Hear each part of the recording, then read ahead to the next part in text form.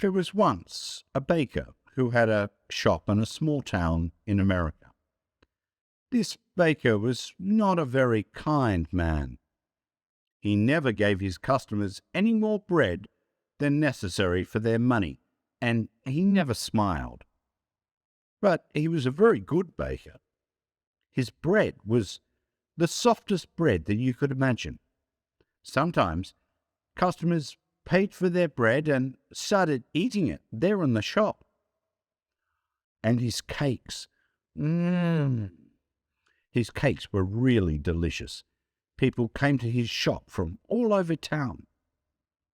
When they walked down the street, they smelled the baker's wonderful bread and his delicious cakes, and they walked right into his shop. But not everyone came inside. Some people just stood outside the shop, smelling and looking in through the windows.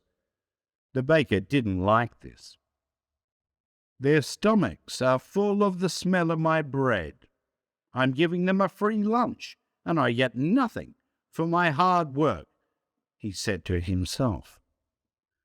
Perhaps there's some way to put those delicious smell in bottles. Then I can sell them, just like I sell my bread.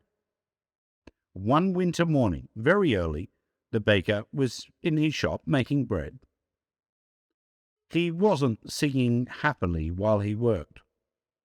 He was complaining to himself about getting up early, about the cold weather, and about anything that came into his head. In the middle of all of this, he looked up and saw someone looking in through the window. It was a young man wearing an old coat. He was looking at the baker's bread, and he was hungry. He was smelling the fresh bread and smiling.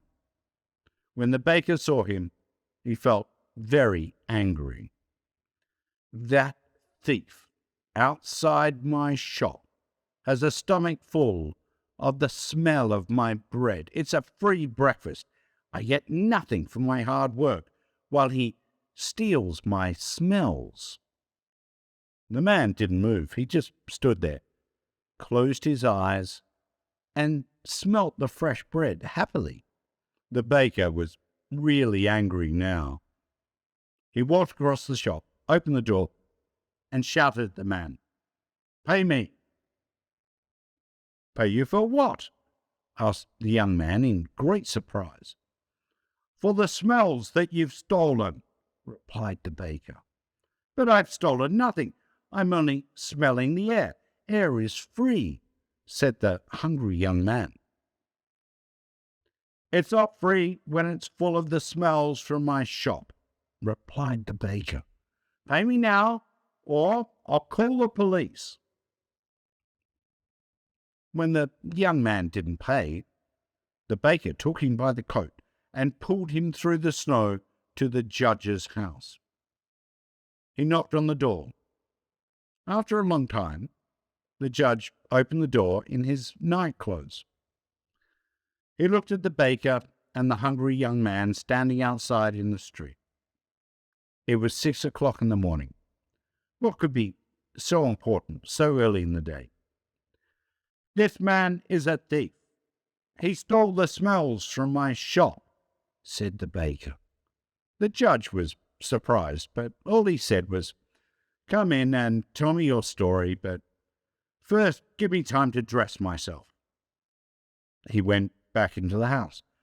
After a few minutes he came back and he took them inside. They all sat down together around a large table. "All right, tell me everything. Baker, you start," said the judge. He listened quietly. First the baker told him all about the hungry man who stole all his smells. The judge went on listening. Then the young man told him that air was free and that any man could have as much as he wanted. When they finished telling their stories, the judge was silent for a few minutes. The baker started telling him again of how the other man took all his smells without paying. "Stop, be quiet. I've decided what we'll do," said the judge. "Young man, do you have any money?" The young man put his hand in his pocket and took out a few coins. He showed them to the judge and said, "Sir, this is all the money that I have in the world." "Give those coins to me," said the judge. The young man put them into the judge's hand. "I've listened carefully to both your stories," began the judge.